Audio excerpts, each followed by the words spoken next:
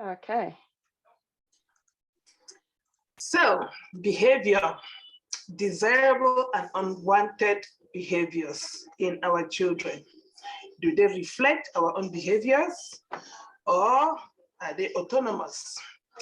Hi, good evening, ladies and gentlemen. It's Aqua here with Hand in Hand Community CIC. Today is our 19th show, our Families Grow Together show, and today we're looking at our children's behaviors and whether they reflect our own behaviors. So Nelly is going to tell us what the topics that we're going to look at this evening. Over to you, Nelly. Hello, Aqua. Thank you so much for that. And thank you everyone for watching. Just want to apologize that we tried to do something different because my Zoom is glitching, just like you can see now. So we tried to go live on Facebook, but we still have some learning to do how both of us can be on the same Facebook live screen at the same time and not through Zoom. So we'll try that. Anyway, welcome to today. And the topic for today is, I am Nelly Kwasinwi. I'm a transformational life coach, and it's always a pleasure to talk and share our experience, our knowledge with you and to get yours as well. So the topic for today is, do children's behaviors reflect that of their parents? I think sometimes we are so tempted to say yes, because when a child does something wrong, the first thing is they look at the parents, and worst of all, they look at the mother, that behavior is from the mother, or the mother did not teach proper manners to the child. So we'll look at that and see whether these behaviors reflect those of the parents, or what is it? Is it or is it not? So for today, we'll cover perspectives: children's perspectives, parents' perspective. We'll look at internal factors, external factors, and how to promote desirable behaviors in our children. So just this question, so it gets you thinking, what behaviors do your children display that are different or strange from other family members? I know each child is different and they have different things. Just have a think on that to see if there are some behaviors that you find in your child or children that are just so unique to them. So we'll start off with the first point on the agenda, which is the perspectives. If you can remember, those who watched last week, we talked about understanding our teenagers. This is similar. The perspectives. So like for parents, they have so much complex thinking, and this is because of their past experiences. So when they see a situation, they can already know the end, which is easy for children to say, oh, you just jump into conclusion without even knowing. It's because parents have the experience from their own lived experiences, and also from knowledge from variety of sources. But for children, they want immediate pleasure, and they don't yet think of the consequences or the long term. They just want that short term satisfaction from whatever they are doing. So parental perspective is, oh, this child is annoying. You know, like when children get to that age where they start asking why, and the why never ends. You answer and answer to the extent that you don't even know again what to answer, and you just think, oh, this child is so annoying. But on the other side, the child is, I'm just so curious. I want to know things. What is it? Why are things operating the way they are? Why is this here? Why is this there? They'll just be asking questions. Parents, it's not that they want to annoy you. It's just that they want to know things, because like we know, children are so adventurous and they like to know things. And the way they know things is by exploring. So as they're asking you those questions, you're helping them to explore, to know a bit more. So they are not there just trying to whine your button or just trying to annoy you on purpose. Just bear with them. Sometimes another point is parents will say, "Oh, you are my baby. I just want to protect you. And by protecting you, I'll keep the truth away from you." But then on the other hand, the child will be like, "I just want to know these things, but if you don't want to tell me, never mind. I'll get it anyway." They'll go to their friends. And because children at certain ages, their friends mean a lot to them, they'll go to their friends where they know that they can feel open, they can ask any questions, they can talk about anything. They know that their friends are going through similar experiences and they will not be judged. But then parents will be like, "Oh, the child is just gone, the child is just gone." And probably they don't know how to bring back the child. And then they display the behaviors because you want to talk to a child. Sometimes the child might just be rude because they've been keeping things in. Say you call a child and the child just be like, "What?" It's because the child having that communication, they struggle. So that's a behavior that you think, "Oh, that behavior is not called for."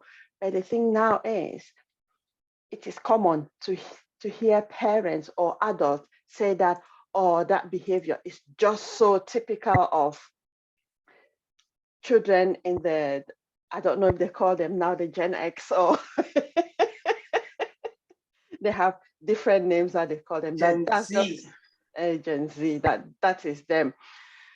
So those are the different perspectives. I know there are a lot more, but I'll just talk only on these four. Then the next is internal factors.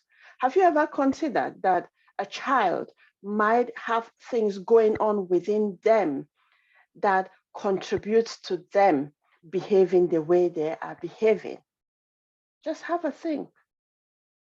So I'll talk about a few points. So the internal factors could be physical factors, such as the child's age, their health, any illness, any pain.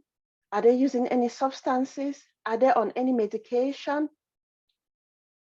Is there a communication challenge whereby the child wants to express themselves, but they struggle to do that? So just think about those are the things that are going on in that child's head, in their body, that probably those externally will not see.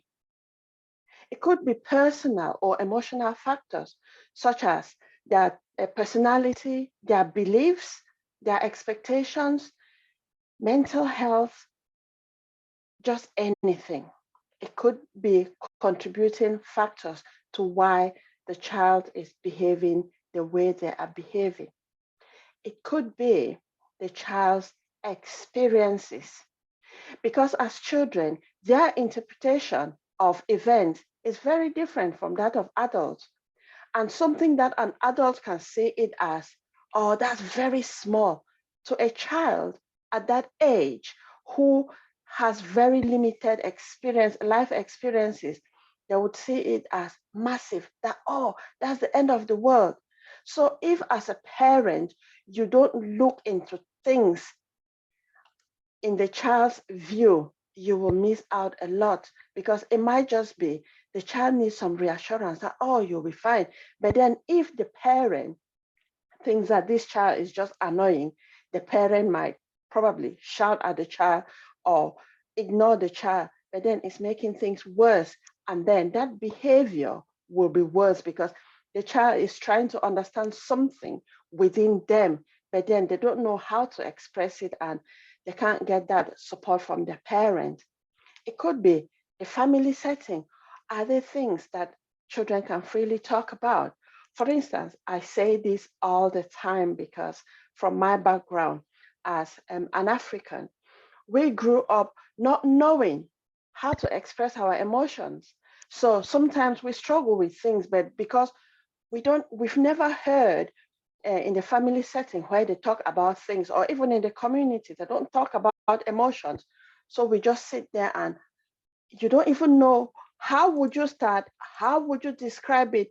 Because sometimes you just say, I'm feeling sad, but then how is the sadness? You don't even know because that's all you know. Sometimes it could be, say you're anxious about something and you say, oh, my head, my stomach, my arm, my foot. You are complaining of pain, but pain is just a symptom, whereas the real thing that is provoking those pains is anxiety, or that you're anxious about something. Probably you have like a test the next day and you are just so anxious about that test, or probably you are going to school or the child is going to school the next day and maybe they had a fight in school the previous day and they're thinking, are they going to have a detention? Are they going to have punishment? Is the child or the group of children they had the fight with, are they going to retaliate or things like that? So it's to make the child to know how to express, or to help the child to know how to express themselves. It could be friends, it could be events, anything could contribute to the child's experiences. Another one could be the child's needs and wants. Does the child need, for instance, just a hug from the parent to give them that reassurance? Or does the child just want, mom, dad, please stop this fighting, stop arguing? Is that all the child needs? Is it their, identify their needs and their wants? They will need something. If they don't have it, obviously they want to protect themselves. And that's when the ego comes in. The child will display behaviors that probably you've never seen them before. It's not that the child wants to annoy or provoke you. It's because the child just wants to develop that strategy to keep themselves safe. And that's the function of the ego.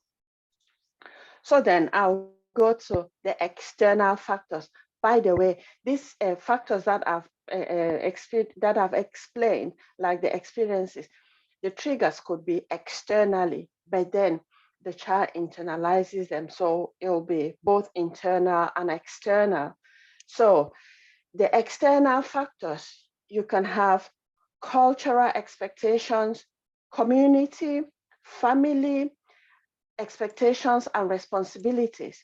Like I said just a while ago about the expectations of the family, what you can talk about, what you cannot talk about. You might want to talk about something, but because you've not heard it in daily conversations, you feel that you can't talk about it like I talk about emotion.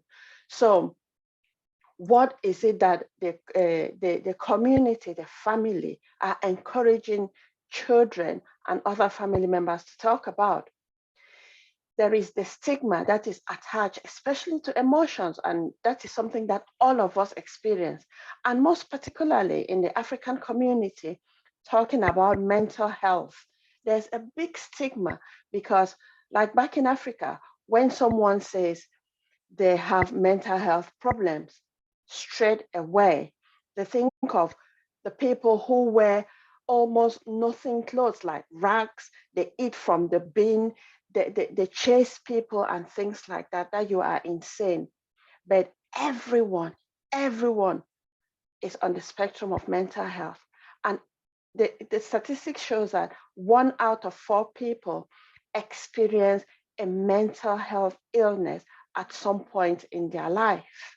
So mental health is something that we need to be talking about so that it will be open. Let's include it in our daily conversations.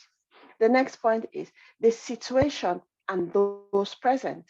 So if, say, a child was abused, say by an elderly or an adult in the family, and you want the child to explain something, obviously, that child will not feel comfortable to even explain anything. So they'll be looking around, and then obviously they will want to defend themselves. So they might stay quiet, which will be, it will come out as a disrespectful behavior, or they might shout, they might cry, they might behave anyhow that that behavior might easily be misinterpreted because no one has taken the time to understand the child's views, what that child is actually going through. Another external factor could be the environment. Is it too noisy? Like for some children who are very sensitive, when there's too much noise, it irritates them. Sometimes you might see children, they close their ears, they put their hands over their ears because the noise is too much. Some children, they run away. So those are external factors that parents need to be considering.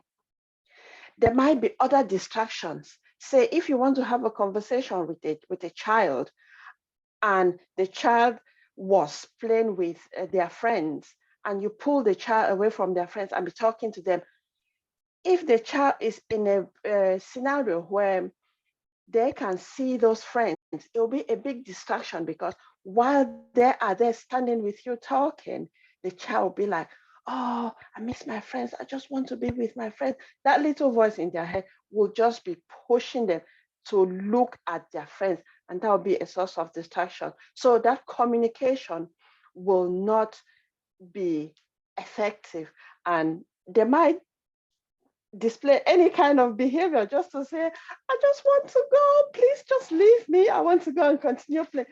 So let us be mindful of the distractions that could be around when talking with our children. And then the last point or the last section is promoting desirable behaviors in our children. So how can we do this? As a parent, promote honest and open conversations. Be assertive. This does not mean that one parent takes, say they're having problems with the spouse, take and tell the children. No, that's not being open and honest, because adult experiences are far from what the children have experienced, and that will be trauma when you are taking adult experiences and explaining to a child. That is traumatic to the child. Another way that you can promote desirable behavior in children is distinguish between the child and the behavior. Make the child to know that they are loved, they are valued. Give them the space, give them the opportunity to say whatever they want to say. Even if whatever they say is wrong. Yes, who determines what is wrong? Is whoever says it's wrong because of their judgment. But at that time, it's the child's perspective. So respect it, because if you want to stop the child or you want to shame the child will withdraw and they will feel very ashamed, guilty to open up to you. So whether a child is saying something and you judge it to be, oh, that's just nonsense, just leave the child. Encourage the child to say it, because that's how they know it at their ages at that time. Over time, their perspectives will change, obviously. Give children positive reinforcement. No matter how small an achievement is, let's praise our children. And I always say this, African families, praising feels so hard in most African families, to the extent that when you praise even an adult, they look at you like, oh, but everyone can do that. How do you know everyone can do that? Even if everyone can do that, you put in effort, you put in time. So let's practice to praise our children. And in turn, our children will praise us, because it's two ways. When our children learn, then they'll do the same for us and for their friends. Listen to the child's views and wishes. everyone has feelings. Listen. Let's listen. Really listen to our children without judging them.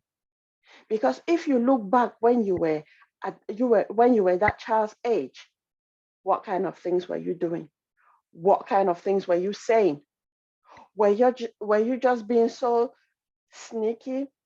Were you just most of the time trying to taste how sugar tastes like? So, what our children are going through now, parents, we have once been that age. Just look at yourself. What were you doing at that time? Create a nurturing environment. Make your home a place where your children will want to come to you. Oh, mom, oh, dad, oh, mommy, oh, papa, I had a bad day in school because of this. I had a good day in school. Let's make our children to be open to talk to us, whether it's good or it's bad. Let them talk, because if parents make their children to know that they can only talk of good things, that, oh, I had 100% in maths, I had 100% in English, we are not setting any good example. This one, it is very common with people who are similar ages as me, because our parents in those days, they were always they were always the first in their class. They were always the first in their class, because none of them said they came second in class. So Supposedly. supposedly that's true. They were always saying that they came first in class, when sometimes most of the parents didn't have even GCSE. They didn't have, but they came first in class. That's So school living certificate. so yeah, let's be careful with the information we pass to our children. Parents might want to encourage their children to excel, but just be honest. Just be honest, and let's encourage our children. So I have talked very briefly today about perspectives, the internal and external factors that can contribute to a child's behavior, and how parents can promote desirable behaviors in children. So, all in all, parents' thinking is very different from those of their children because of accumulated years of experiences. That does not mean that parents know everything. Sometimes you might find a situation where there's a role reversal in families, whereby the child or the children take the role of the parents, and the parents take the role of the child or children. So just be mindful of that, and let us promote positive reinforcement, because we know that a child will prefer negative attention than no attention at all. So if you look into the negative emotions over nothing, then the child will just want to do anything, even if they know that it's very destructive or is a behavior that the parents don't want. They will do that because at least they'll get some attention, even if it's very, very negative attention. So let parents, let's be mindful. Let us help our children to identify the dangers. When our children identify their dangers, it will help them to know about the consequences and how to do things differently. However, when parents are giving this chance for their children to identify their dangers, children should be mindful of the risks, because if parents feel that their child or others are putting themselves at considerable risks, then the parent needs to stop the child or the children. There are many different ways, but violence is not one of them.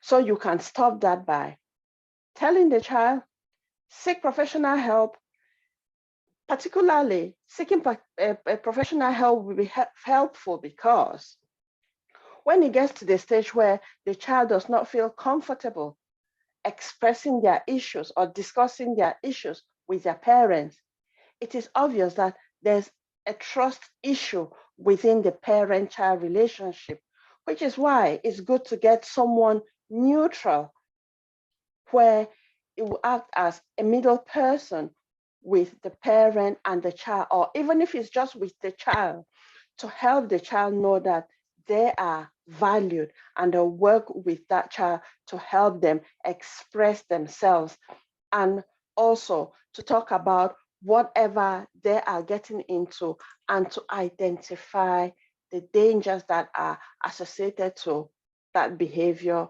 whatever they are running away from. So that is what I have for you parents today. Thank you so much. And if there are any questions, please put the questions on the comment and we'll discuss that now. So thank you so much, and over to Aqua. Okay, thank you, Nelly, for that presentation. It's quite interesting. Not sure if that was what I was expecting, but it's the way you've put it together is good. So I'd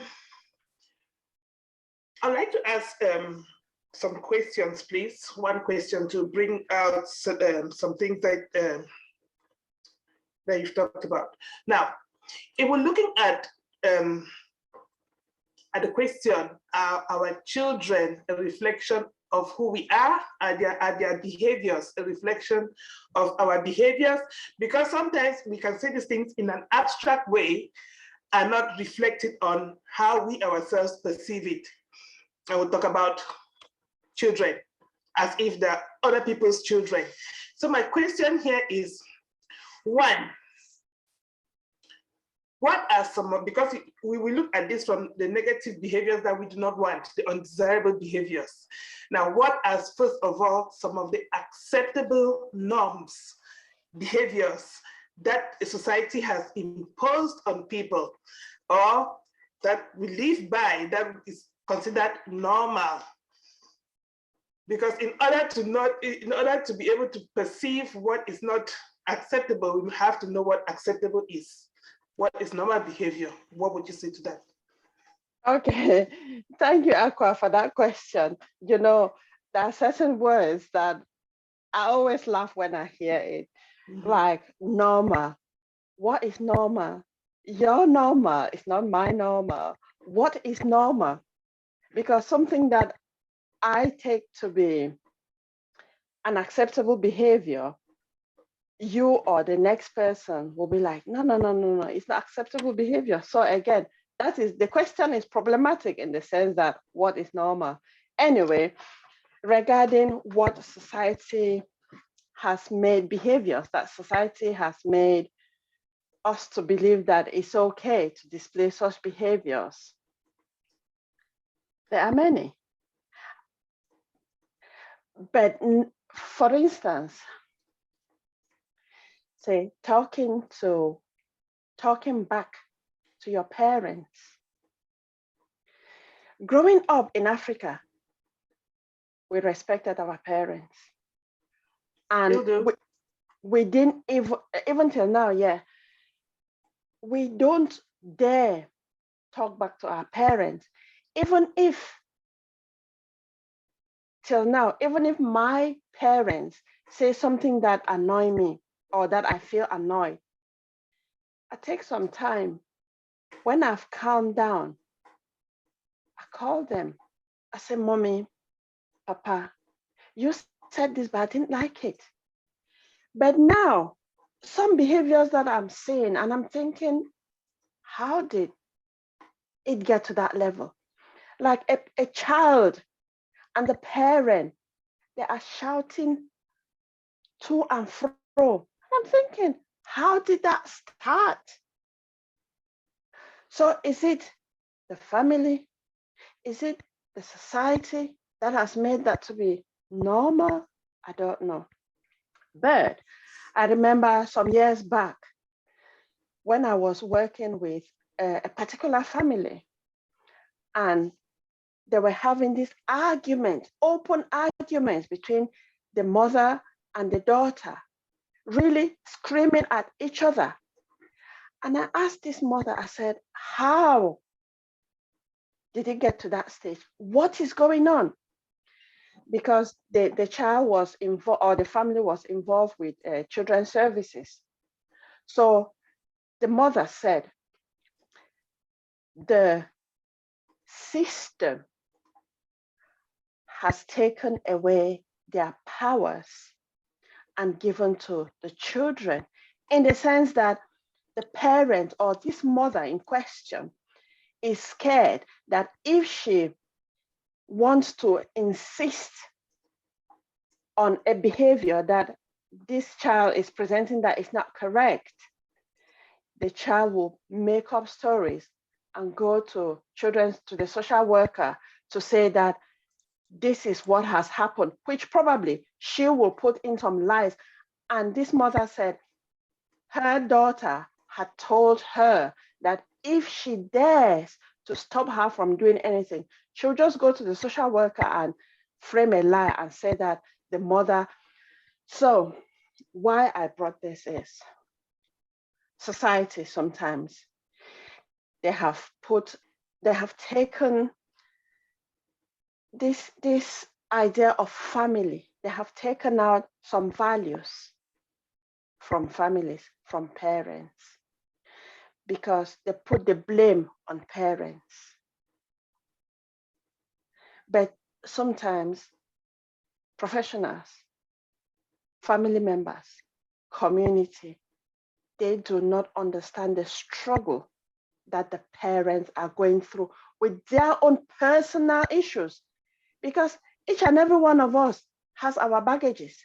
The challenges that we go through life are meant to make us to be better people. But when we don't know yet how to manage or how to deal with those challenges, to an extent we can feel defeated, and then we really struggle. We don't know that that challenge is presenting a lesson. So did I answer your question? I don't know.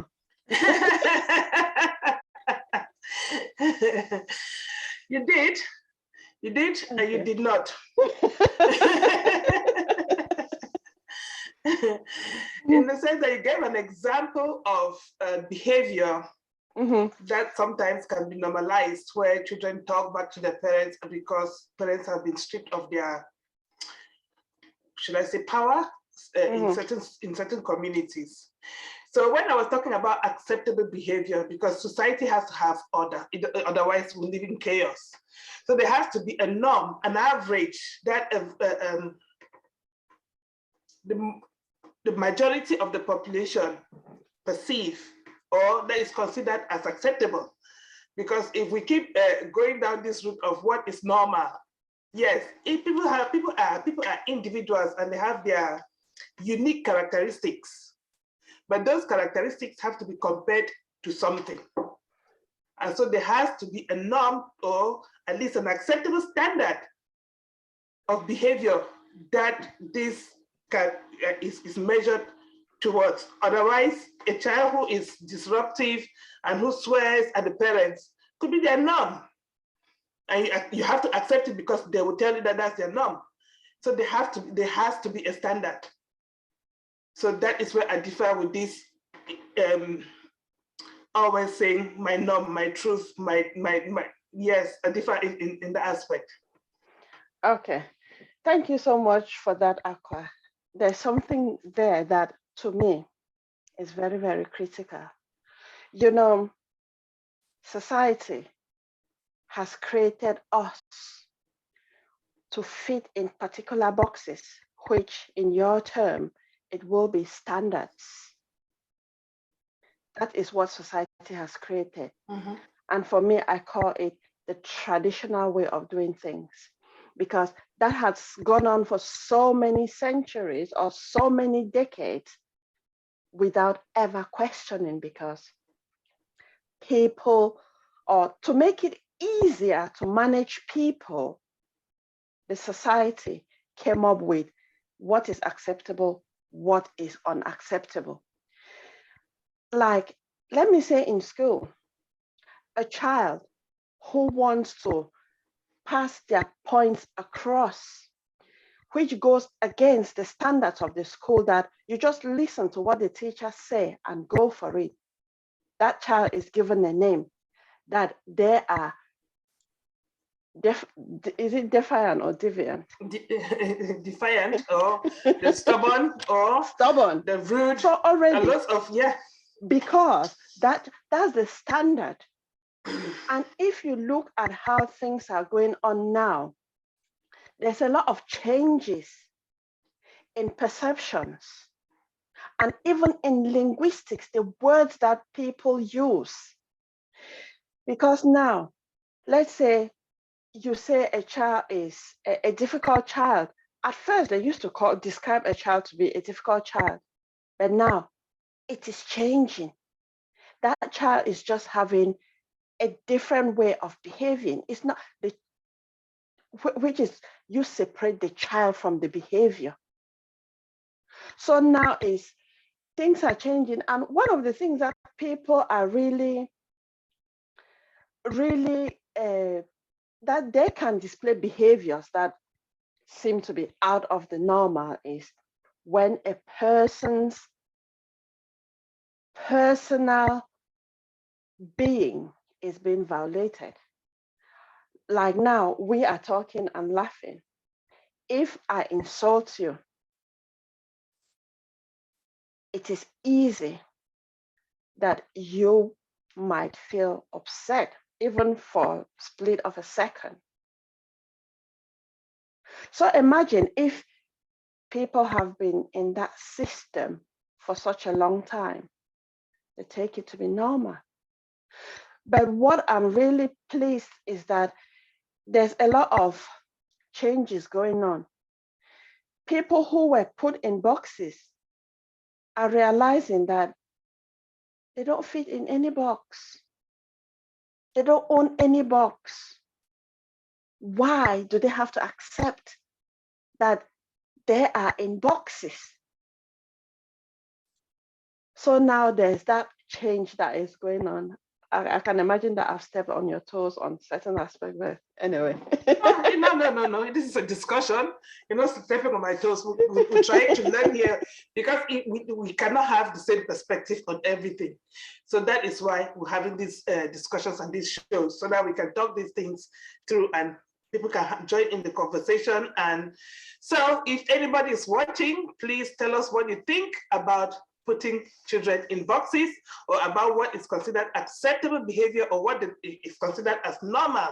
Let's have this discussion so that we learn from one another. Like Nelly said, lots of things are changing.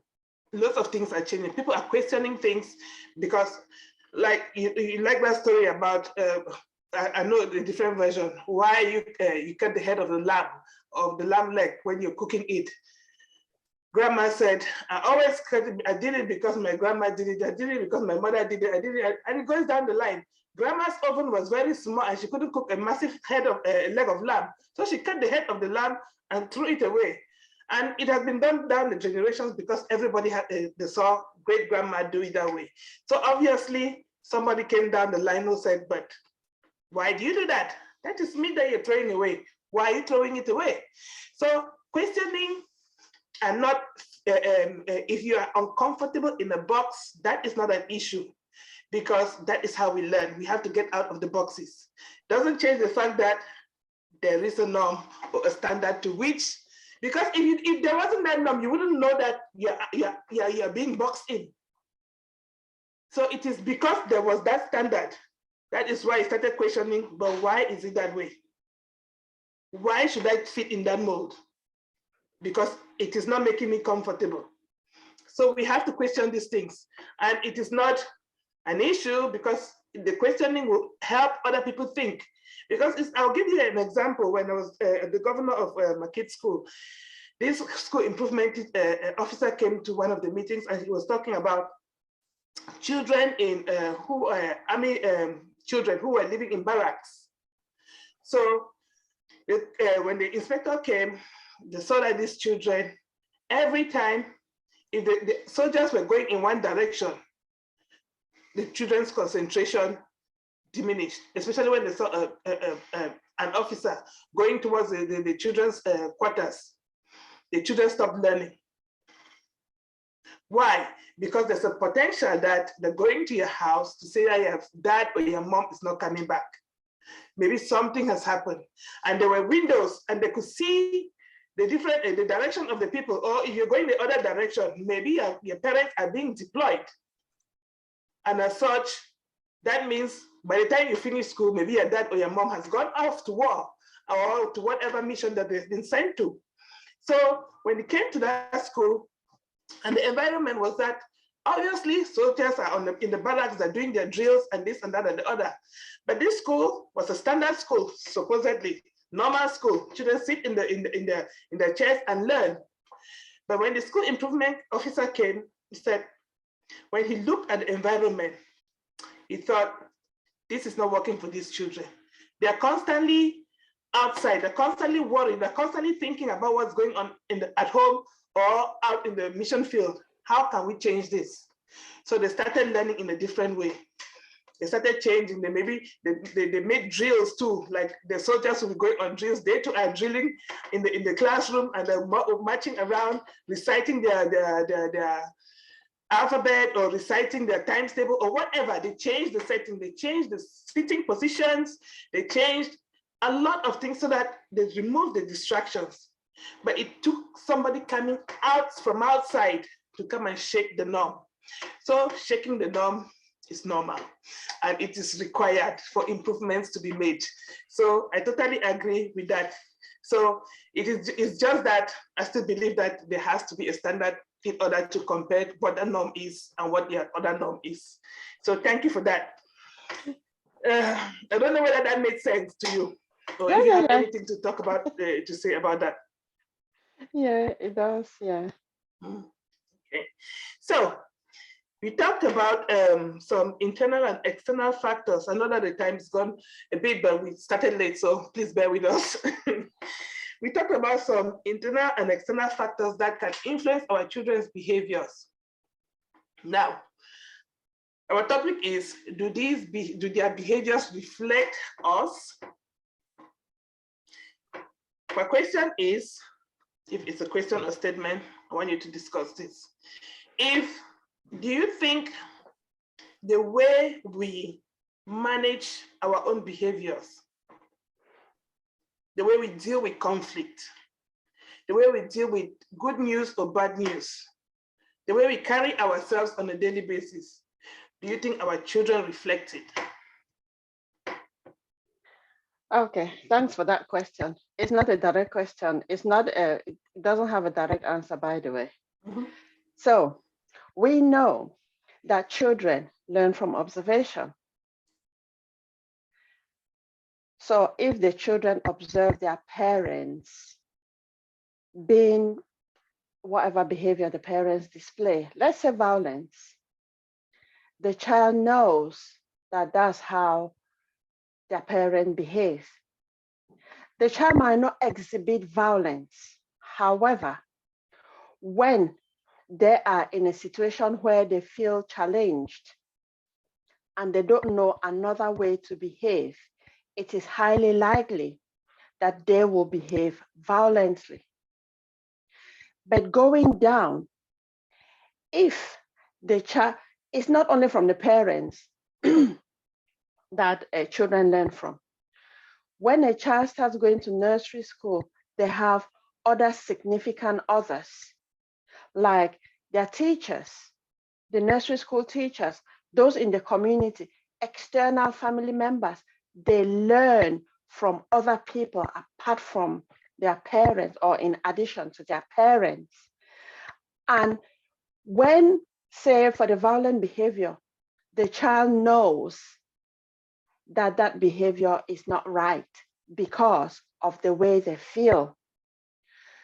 Some children might learn and decide to choose a different behavior that they've learned from another significant other in their life, which they know that one is acceptable. Because if they think that, if I behave like this to some other person, it won't feel nice, because when I see my mom and dad argue or they display the behaviors that I don't like, it feels very uncomfortable. So they know. So it goes down to the child's ability to choose. So everyone has the ability to choose. When people do wrong things, it's a choice.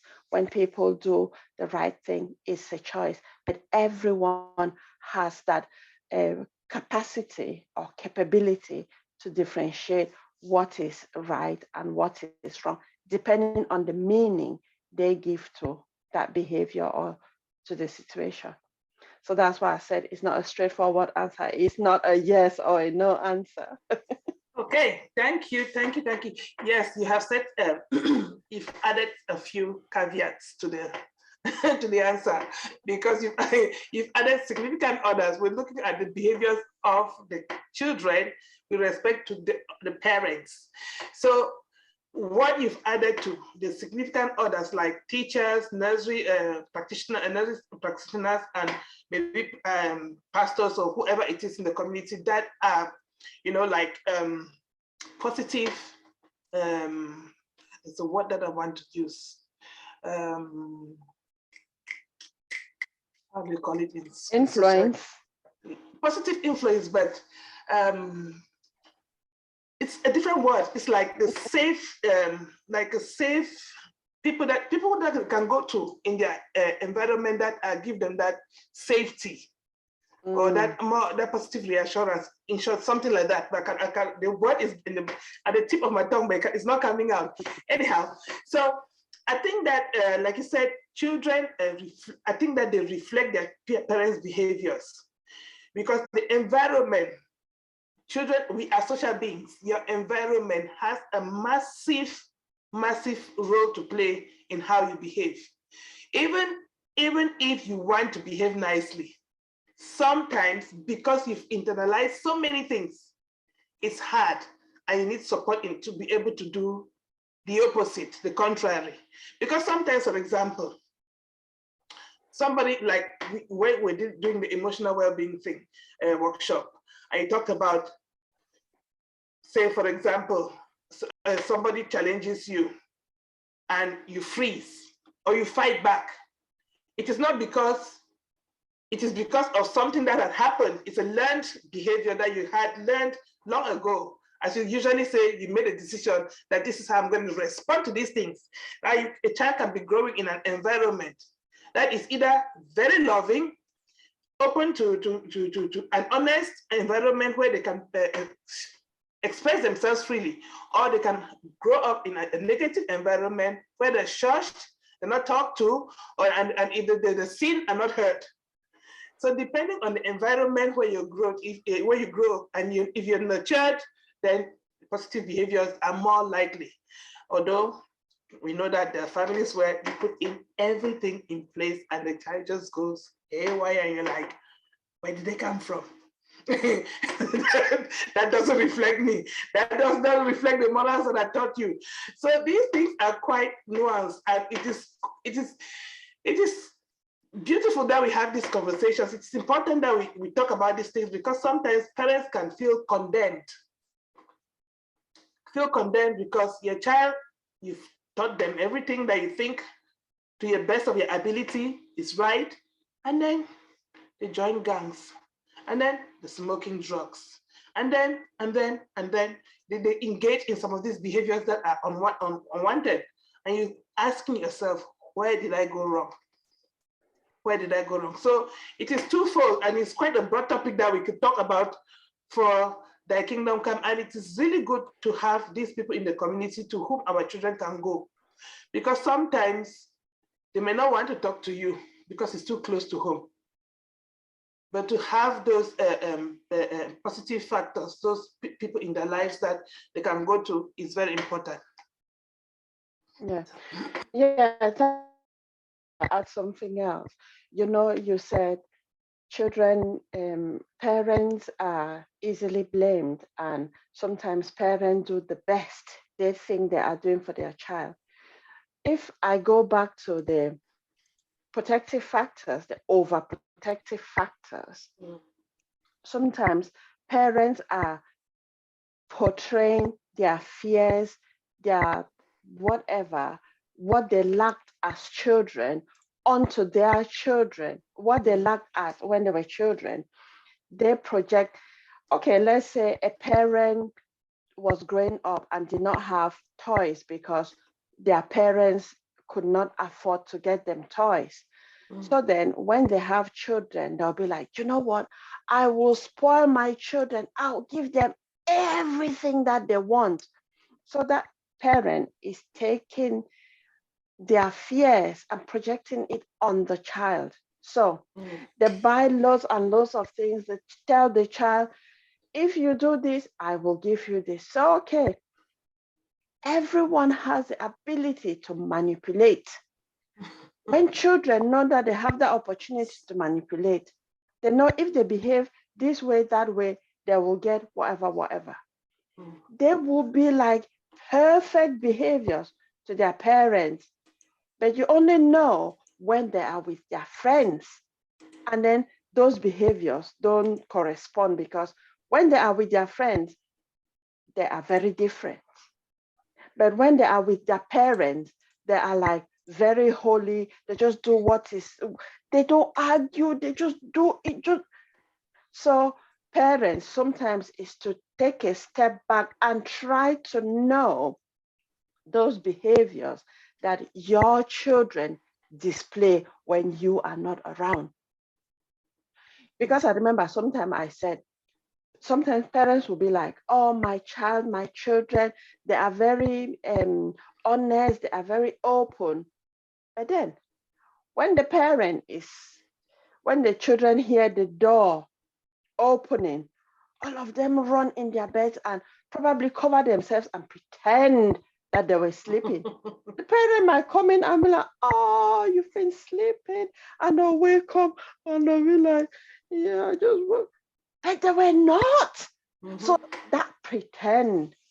So parents sometimes is to be sneaky to really understand if you are not able or if you've not created a nurturing environment where your children can talk about the worst experiences, their worst experiences to you, try to find out the kind of behaviors that your children display when you are not around. You can find out from who their friends are, what kind of behaviors do their friends display, because it will be easy that some of the behaviors that your children's friends display would be some of the behaviors that your child will display as well.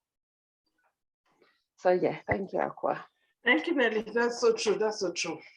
That is so true because we are, like I said earlier, we are social beings. We copy and we want to fit in. We want to belong. We want to be approved of. We want to have that sense of, I have friends, I have family, I have people that I can associate with, and nobody wants to stand alone. And as such, sometimes we display behaviors that are undesirable just to fit in. So it is important that, like you said, we need to bring our children close. We need to allow them the space to be themselves, as well as be open to talk to us if they have issues. So thank you for that. I think we're going to draw to a close, but I just want to say, it's been a wonderful conversation. We have touched on a few things. We have not touched on everything that we could touch on. We can never, it's just the tip of the iceberg. And as such, we just would like anybody who's watching to join in. And if you have a topic of conversation, of discussion that you would like us to talk about, that you'd like us to touch on, that you yourself would like to come and talk to us about, then contact us, send us a direct message or visit our website at communitycic.com and send us a message. So thank you very much, Nelly, for sharing tonight. And do you have any last words? Yeah, I just want to say thank you so much for watching. Thank you, Aqua. And just to remind our audiences that we are running some workshops. So we have workshops for children, primary school children, young people, and adults. We focus on emotional well-being and also children with language delays. So if you go on our website, which Aqua has said, you'll see the different workshops that we run, and we are also looking for volunteers to work with us. So that's all I wanted to add. So thank you so much, and we look forward to seeing you next week. Thank you Thanks, so much. everyone. Have a blessed Bye. evening. Bye.